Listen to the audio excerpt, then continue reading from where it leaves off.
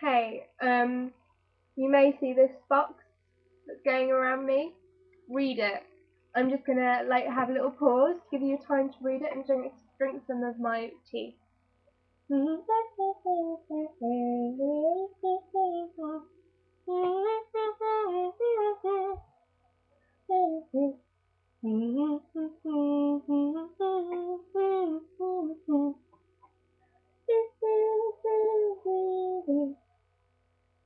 Right, that should be time enough for anyone, even the slowest reader, to read that. I like to give a certain amount of equality, you know. Right, you may have read that warning says this is gonna be a very long video. It might well be. I still don't have my camera, so there's not really any point in filming a video really well or editing, so this is gonna have a few pauses in it. And I imagine that the only people who will really sort of appreciate it are probably my two lovely followers, Danny and Sarah, who are both my very good friends. So just for you guys, I'm going to show you the magical blue highlighter. There you are. That is dedicated to Danny and Abby. Oh no, and Sarah. Oh, please don't kill me, Sarah. Sarah will probably kill me now. Abby doesn't even follow me, so that's a bit embarrassing. This is going to be a mixture between a haul video and I've sort of planned it-ish, but it's going to take a while. Anyway, I got this lovely, beautiful scarf for 99p. So I think I might just film with this in front of me. No, I'm not going to do that because that would be ridiculous. Anyway, I got it for 99p in a lovely PDSA charity shop in Penarth in South Wales, and I was very happy. I don't pride myself on being the best dressed person in the world, because I know I'm not, and you can probably tell that today with my beautifully done hair and lack of makeup and stripy t-shirt. But it's raining outside. It's really horrible. I'm glad it isn't too loud on the deluxes, because that's window translation, so that would be quite sad. Anyway, what I want to talk about today, firstly, is the Jubilee. Yeah, I did say that with a certain amount of, scorn, and I just don't understand the Jubilee. I don't know why I don't understand it. I think it's great that people got 4 days off work. I think it's great that people got to celebrate together. There was a comment in the Times that my dad read out, I think on Tuesday, about the fact that it's really good that the Union flag, like the Union Jack, has been reclaimed as sort of a symbol of Britain rather than as a symbol of right-wing fascism and the BNP and horrible, horrible, horrible people like that. I personally don't really understand the royals. That's just sort of my view. I don't really understand why people who don't know them sort of seem to love them so much and celebrate them so much. I wouldn't necessarily say that I'm a Republican. I think that's almost too much for a strong word to describe me. I don't necessarily think the monarchy is the best way for our country to be run. I think it's a lot. I think we do owe our sort of constitutional monarchy that we have quite a lot, definitely over the last few hundred years and things. But I don't personally understand what the Queen does other than make visits to people. I know that she opens Parliament, but she has to open Parliament because otherwise, obviously, there would be, people would just vote against things. I don't think she necessarily has as much control, and I don't really understand her function. And I feel quite sorry for the royals in general because they're born into this sort of celebrity culture. I look at sort of Prince William and Kate, and I think it's quite unfair. They might have enjoyed that day, that amazingly big wedding and everything, but it's quite unfair that their relationship is so much being in the public eye and they aren't allowed any privacy. Even though sort of this makes me sound like a royalist, but I know that Diana spoke to the press about how she really hoped that when her sons grew up, they wouldn't have to suffer in the media. And obviously, the media completely broke that. And I can understand that is almost impossible, but I think it is quite sad. Oh, it's nearly 5 minutes. I'm going to get on a bit. Candia McWilliam, in her awesome book, What to Look For in Winter, a Memoir and Blindness, which is really heartbreaking, and I'm about halfway through it. My bookmark is now in a place to tell you, like, this quotation that I'm going to say, but she's just such a brilliant person, and I'm really looking forward to finishing this. So I'm reading it alongside a lot of novels, and it hasn't necessarily been my priority because I'm really enjoying dipping into it at night and just reading sort of a chapter a day. I'm in half term and exam leave, so I have like lots of free time now that exams are over. I don't usually manage to read sort of 3 books a day or whatever, but I've been really enjoying it. Now what she says, because she talks about her daughter asking her why she liked the Queen when her dad was a Republican, and says, I like the Queen because she isn't dead.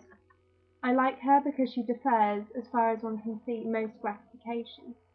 I like her because she was there and is here, because she puts duty before sensation, because my father carried me to see her on Princes Street when she was a new queen, because going to the cinema is connected with her dreary but durable anthem, because she is happy in Scotland, because she is the Duke of Lancaster and a woman, because she has found a way of looking and looks it, and found a way of being and is it, because she is absolutely not stupid but not intellectual, because she is not me, not even the best of me, but she is my times and shelters my life.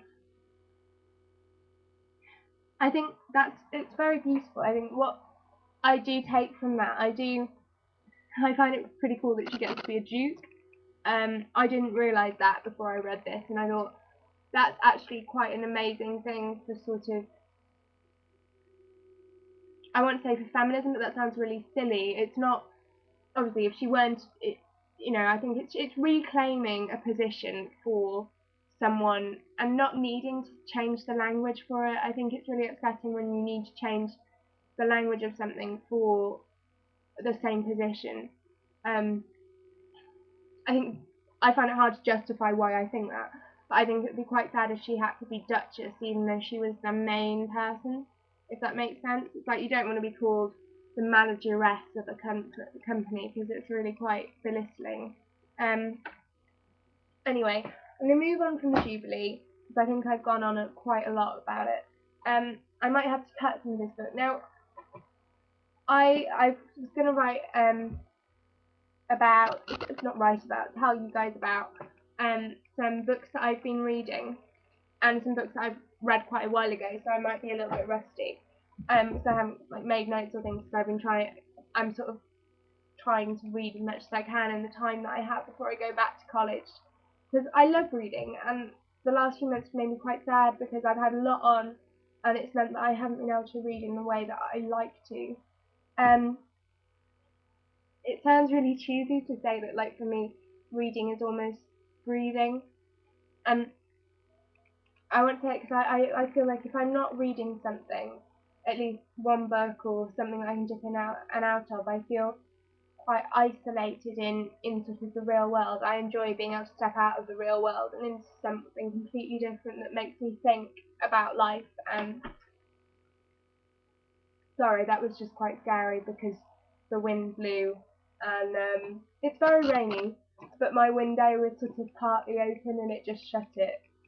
And it's quite scary when natural elements affect the real world. Anyway, yes, Sarah, I know you're going to laugh at me for this video. Right, this is The Practice of Writing by David Lodge, and I'm also going to put this in the description down there. Now, he's an author and was a lecturer, and I think he's far more famous than I thought when I just picked this up. I picked this up because I'm doing what's called an extended project qualification. I'm not going to pause this video because I can't pause it because I'm recording it on a webcam via YouTube.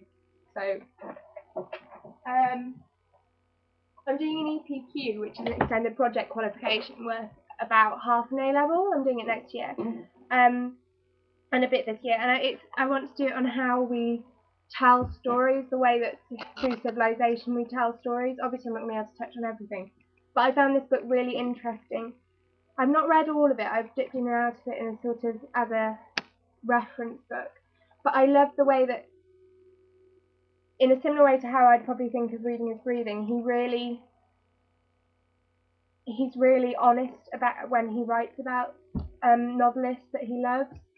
And actually says about this on the blurb that I really found that I took some notes from it, my little EPQ book, and I wanted to write about how. Sorry, there's something in. I can't find it. That's really. Someone's burnt a hole in the centre of my book that I bought from Paperchase. Now I'm quite upset. But I'm going to skip past that and actually find this. I've read quite a lot of, got quite a lot of notes from this book. But he's very honest. He says, most writers, I suspect, discover their vocation by imitation and emulation, by wanting to produce something like the effect they have experienced themselves as a result of reading or watching work that stirred and excited them. He very much talks about all forms of writing. He talks about writing for radio, for theatre, for cinema, television, and traditional novels. And I think I find his approach really interesting. He says,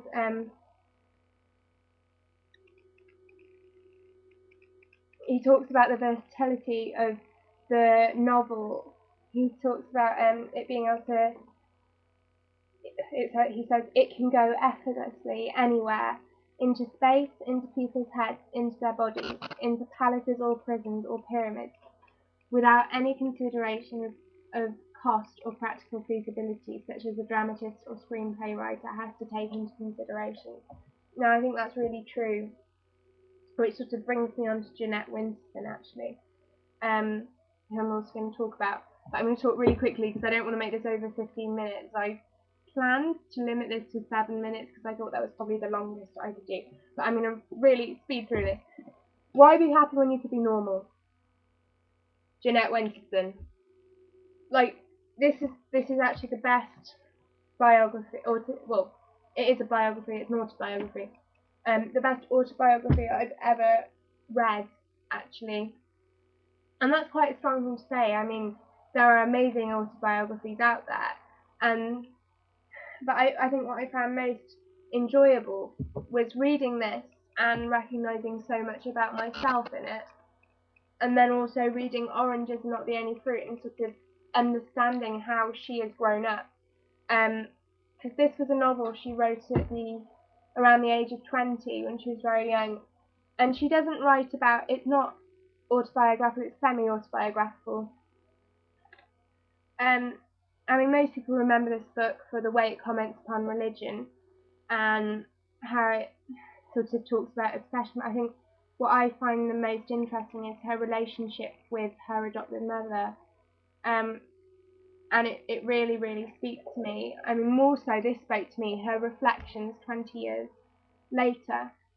Well, more than 20 years later, sorry. And it's just such a beautifully written, honest book again. And I think I really, like I said with David Lodge, I really value honesty in people's novels, in people's autobiographies, and in people's non-fictional writing. I just think it's really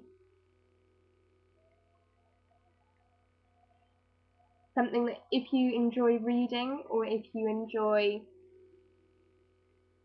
sort of watching, if you've read Orange is Not the Only Fruit or seen it, I definitely read this as well. But if you enjoy reading anything, or if you have an obsession with reading, or if you feel that you couldn't really go for more than a week without reading a book because you go mad, then I definitely would suggest that you read this.